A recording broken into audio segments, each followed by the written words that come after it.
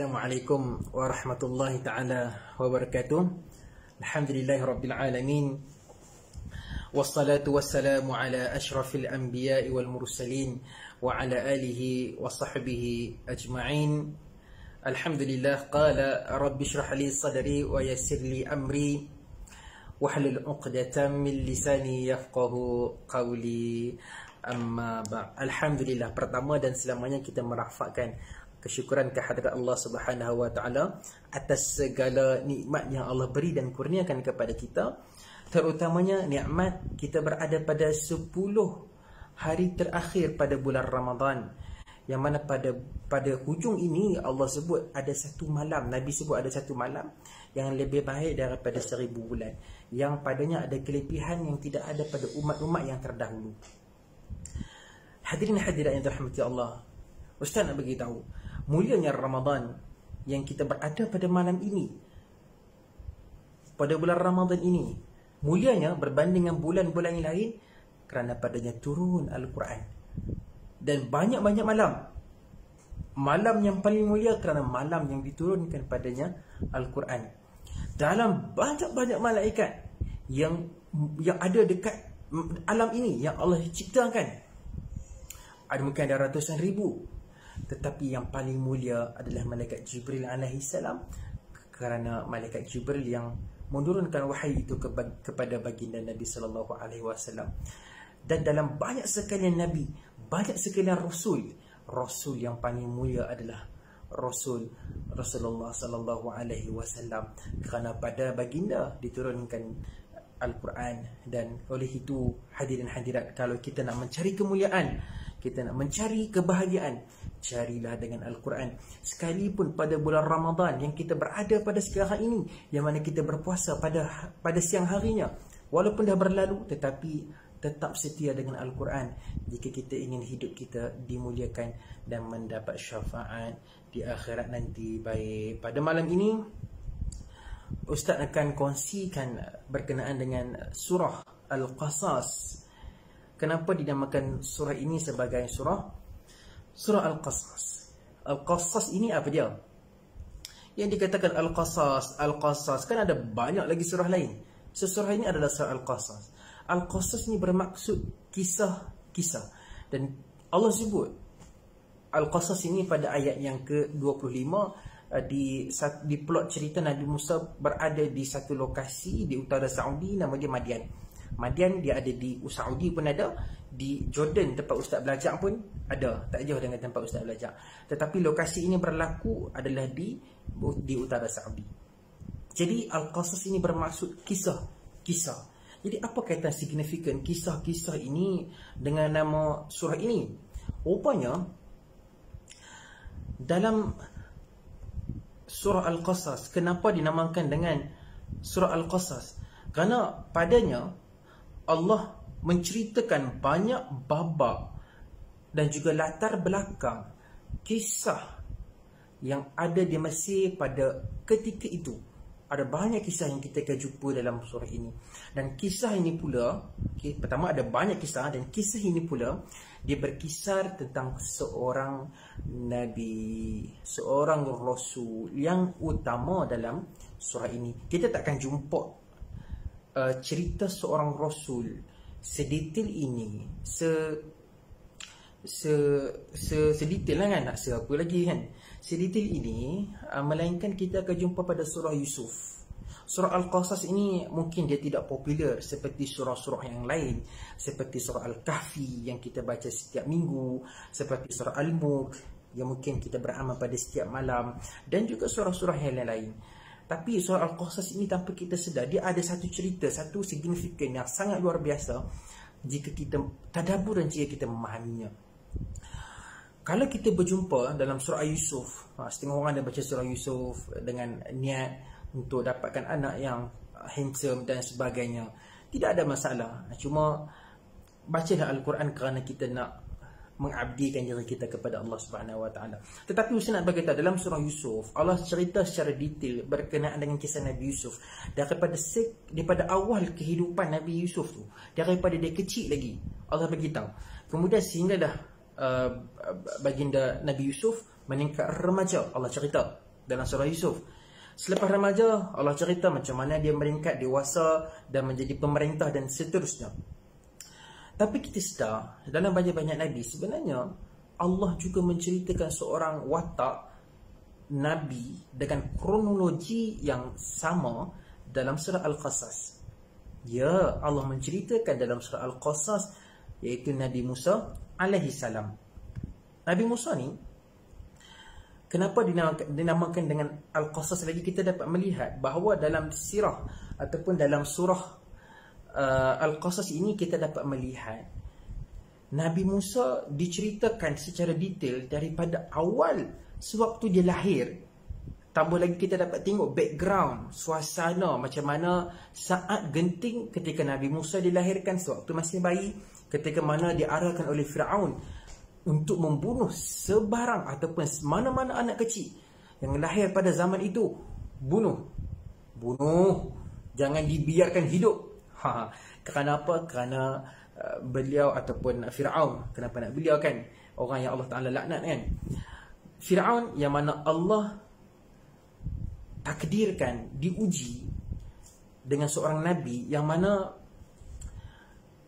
akan merampas takhta dan juga kedudukan Firaun pada satu hari nanti. Oleh kerana dia takut dan sayang kepada harta, dia sayang kepada kekuasaan, dia sayang kepada kekayaan. Inilah yang Allah Ta'ala akan uji satu hari nanti. Lalu untuk menutupkan benda ini berlaku, dibunuh. So diceritakan secara detail dalam surah Al-Qasas ini seawal kelahiran Nabi Musa AS pada ayat ke-7 dalam surah ini. Pada ayat ke-7. So Allah menceritakan, menunjukkan betapa spesifiknya Allah menceritakan flow by flow daripada kecil, lepas kecil sehinggalah tak payah pergi remaja. Didetailkan lagi. So waktu kecil perlunya susuan, siapa boleh menyusu, siapa tidak boleh menyusu, juga diceritakan secara terperinci di dalam surah Al-Qasas berkenaan dengan Nabi Musa AS.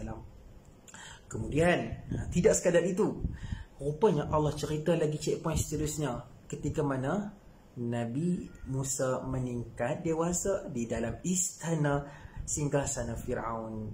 Jadi di situ pun ada babak kisah Nabi Musa disebut dalam surah Al-Qasas. Dan apa yang berlaku di sinilah ketika mana meningkat dewasa, berlaku satu peristiwa yang tidak dijangka. Peristiwa yang menjadi titik tolak kepada permusuhan ataupun titik tolak kepada berlakunya proses penghijrahan Nabi Musa AS, ataupun titik tolak berlakunya satu peristiwa yang mungkin boleh jadi cerminan kepada kita. Dan sebenarnya cerita ini adalah cerminan kepada Rasulullah SAW. Apakah cerita itu? Apakah titik tolaknya? Tuan-tuan, kita boleh buka, kita boleh melihat kisah ini dalam surah Al-Qasas pada ayat ke-15. Apa yang berlaku pada ayat ke-15 ni? Inilah berlakunya titik tolak Nabi Musa AS. Baginda tertumbuk. Bukan nak menumbuk, tapi tertumbuk. Ni tertumbuk apa? Ini kau tumbuk? Ini tumbuk. Tertumbuk salah seorang pegawai Firaun lalu mati. Tumbuk, tak sempat nak mengucap, terus mati. Jadi siapa yang mana menanam hasrat untuk masuk syurga, terus kan direct terus masuk ke syurga, tanahlah impian untuk merasa tumbukan Nabi Musa AS. Tak ada usap gurau ya. Walaupun tak kelakar, tak apalah, gelak bila. Baik. Lalu bila dah tertumbuk pegawai Firaun, dan waktu ini tidak ada sesiapa yang tahu. Cuma mesej yang penting kita dapat tengok di sini adalah ada satu plot yang mana kita dapat tengok Nabi Musa tertumbuk. Dia bukan nak menumbuk, tertumbuk, lalu orang itu mati. Logiknya, kalau kita tumbuk orang, orang itu tidak akan mati. Sudah tentu kita tahu dia tumbuk bukan kerana dia nak membunuh, tetapi mungkin hendak membela sesuatu, tetapi ditakdirkan berlaku kesilapan. Inilah mesej yang penting yang Al-Quran nak kita belajar dalam surah Al-Qasas ini. Bagaimana kita dalam kehidupan kita ni biasanya kita akan buat kesilapan. Kita akan ada tersalah langkah. Kita akan ada tersasul dalam ucapan. Lalu apa yang Al-Quran ajarkan kepada kita, andai kata kita tersilap, kita tersalah, tidak ada masalah. Sudah nama pun manusia, sudah tentu akan melakukan kesilapan. Dan cara kita nak hapuskan dosa ataupun kesilapan kita yang Allah ajarkan dalam surah Al-Qasas ini adalah melihat ni apa yang berlaku dalam checkpoint ke-15 dalam surah Al-Qasas ini. Selepas fawakazahu Musa faqada alaih, selepas Nabi Musa tertumbuk lalu meninggal, ayat seterusnya Allah kata qala rabbi inni zalamtu nafsi, wahai Tuhan, sesungguhnya aku menzalimi diri aku sendiri, faghfirli, ampunkan aku ya Allah, sesungguhnya aku hamba berdosa, maka ampunkan aku. Lalu Nabi Musa meminta ampun kepada Allah. Kita dapat belajar daripada sini, setiap kesilapan tidak ada masalah, jangan ulang, taubat dan terus buat baik. Nabi Musa dia tersilap, minta ampun, tapi Nabi Musa tahu tak dia diampunkan? Nabi Musa dia tidak tahu. Siapa yang tahu Nabi Musa diampunkan? Siapa yang tahu? Kita yang membaca Al-Quran lah yang tahu. Sebab Allah sebut dalam ni, faghfaralah. Fa maksudnya once kita minta ampun, Allah akan ampunkan dosa kita. Sebab tu kita jangan pernah rasa segan, kita rasa bosan untuk sentiasa minta ampun kepada Allah Subhanahu Wa Taala. Sebagaimana kita kalau boleh nak setiap dosa kita itu dihapuskan dan ditambahkan dengan kebajikan, kita harap dan kita minta ampun, insya-Allah Allah Taala akan dengar. Jadi kemudian berlakulah satu plot cerita. Bila berlaku kes macam ini, dipendekkan ceritanya, dipendekkan. Kerana apa? Sebab kisah ni tafsir, terlalu detail tentang kisah Nabi Musa. Sebab itu kalau kita nak mencari surah yang mana menceritakan watak Nabi Musa, baca surah Al-Qasas. Kerana Al-Qasas menceritakan kisah-kisah Nabi Musa. Banyak kisah tentang Nabi Musa di dalam surah Al-Qasas. Al-Qasas itu sendiri, cerita Nabi Musa itu sendiri. Lalu dalam cerita ini Nabi Musa akhirnya dia terpaksa berkelana lari daripada Fir'aun, kerana Fir'aun sudah mengeluarkan arahan kepada parlimen, kepada seluruh rakyat Rajata, sesiapa yang berjaya membunuh Nabi Musa maka dia akan diberikan ganjaran.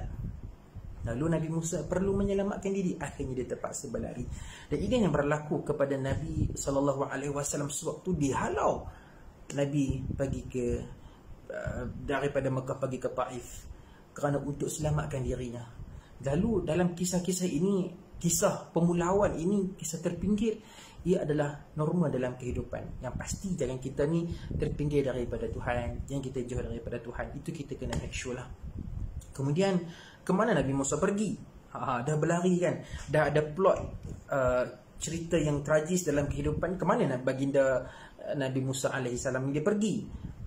Baginda terpaksa berjalan seorang diri 8 hari 8 malam non-stop, tanpa bekalan makanan, tanpa persiapan, tanpa kenderaan yang mencukupi, dengan kelengkapan dengan mencukupi, terpaksa keluar daripada daerah dia sendiri, keluar daripada negara dia sendiri, pergi ke satu lokasi yang mana dia sendiri pun tidak ketahui ke mana dia akan pergi. Yang penting perlu lepas daripada Mesir, supaya dia berada di luar kawasan pemerintahan Fir'aun untuk selamatkan dirinya. Bayangkan, inilah yang digambarkan, sehingga Syekh Mutawalli Sya'rawi menggambarkan ketika mana Nabi Musa sampai di Madian itu, pakaiannya compang-camping, kotor, kakinya berdarah, seperti mana gambarannya Nabi Muhammad SAW sampai di Taif, kakinya sampai melecet berdarah. Begitulah lebih kurang bayangnya Nabi Musa AS sewaktu sampai pergi di Madian. Di Madian, macam Ustaz bagi tahu, dia adalah lokasi yang berada di utara Saudi. Ya betul, Madian ada juga di Jordan tempat Ustaz belajar, tetapi ini di Saudi. Nabi Musa berjalan pada Mesir. Kalau tuan-tuan boleh tengok peta, kalau peta okay, katalah ini adalah Mesir, untuk pergi ke utara Saudi dia terpaksa buat U-turn, naik ke atas, turun balik untuk sampai di bawah ini. So sangat jauh, seorang diri guys, seorang diri. Jadi kita dapat melihat dalam kehidupan kita banyak sangat related dengan kisah Nabi Musa, dengan untuk memotivasikan baginda Rasulullah, dalam masa yang sama untuk memotivasikan diri kita sendiri. Sebab itu selepas sampai di Madian, berlaku plot macam mana dia berjumpa membantu wanita tanpa diminta di Madian. Di sini dia berjumpa dengan jodoh ataupun bakal isteri Nabi Musa alaihi salam tanpa diselah, ditolong. Dan sehingga ulama menyebut tanda salah satu taubat seseorang itu diterima adalah dia sentiasa nak buat baik. Dia sentiasa nak buat baik tanpa mengharapkan balasan. Dan ini terbukti kisah berlaku pada kisah Nabi Musa yang membantu dua wanita Madian tanpa meminta sebarang upah, tanpa meminta sebarang balasan. Sedangkan sudah tentu baginda bila sampai di satu lokasi yang mana tidak diketahui, dahaga, penat, letih dan sebagainya, tetapi Masya Allah, tanda orang itu beriman. Dia tidak sempat memikirkan tentang diri dia sendiri, tetapi lebih mengutamakan orang lain untuk dia bantu, untuk dia buat kebaikan, kerana dengan kebaikan itu akan menghapuskan segala dosa. Allah sebut dalam Al-Quran, innal hasanati yuzhibna sayyi'at. Jadi ini tanda-tanda dia. Sebab itu salah satu taubat kita ataupun pengampunan dosa kita yang kita minta dihapuskan tu diterima adalah kita sentiasa teringin nak buat baik, nak buat dan lagi. Begitu. So di sinilah berlaku plot cerita Nabi Musa berumah tangga dengan salah seorang wanita Madian ataupun salah seorang anak perempuan daripada lelaki soleh yang berada di Madian.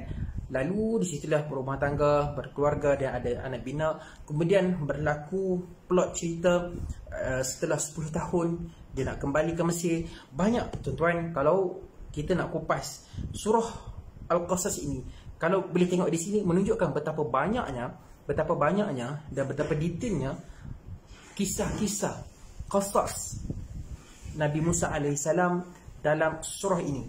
So, daripada kecil, remaja, dewasa, sehinggalah baginda mentadbir dan memimpin orang untuk tauhid kepada Allah Subhanahu Wa Taala. Sebab itu surah Al-Qasas ini banyak qasas-qasas ataupun kisah-kisah yang mana Allah rakamkan untuk kita beri perhatian. Dan sentiasa selepas ini, walaupun dah habis Ramadan, lazimi membaca Al-Quran dan juga tadabbur maknanya. InsyaAllah moga-moga sedikit perkongsian pada hari ini akan memberikan satu lonjakan baru kepada tuan-tuan untuk dalami dan lebih fahami Al-Quran yang mana kita sayang, yang kita ada pada hari ini, yang baik daripada Allah dan yang lemah dan kurang tu daripada Ustaz sendiri. Aqulu qawli hadza wa astaghfirullahal azim li wa lakum. Wassalamualaikum warahmatullahi taala wabarakatuh.